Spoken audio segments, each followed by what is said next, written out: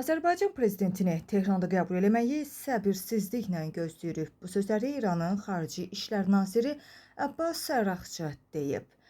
8 dekabr tarixli və gündəm xəbərin efirində bir xəbəri diqqətinizə çatdırırıq. Gündəm xəbər Azad İran Telegram kanalına istinadən məlumat verir ki, İranın Xarici İşlər naziri Azərbaycan prezidentini Tehranda qəbul etməyi səbirsizliklə gözlədiyini dilə gətirib. Qeyd eləyək ki, Seyid Abbas Araqçı bugün Bakıda Azərbaycanın Xarici İşlər naziri Ceyhun Bayramovla birgə mətbuat konfransında iki ölkə arasında yüksək səviyyəli qarşılıqlı səfərlərin davam etdiyini dilə gətirib. Qeyd eləyək ki, Sayın Araqçı həmçinin qeyd eləyib ki, İran prezidenti Məsud Pezeşkiyanın Azərbaycana 2 səfəri baş tutub. Biz Azərbaycan prezidenti cənab İlham Əliyevi Tehranda qəbul eləməyi səbirsizliklə gözləyirik deyə İranın Xarici İşlər naziri Seyid Abbas Araqçı açıqlamasında bildirib.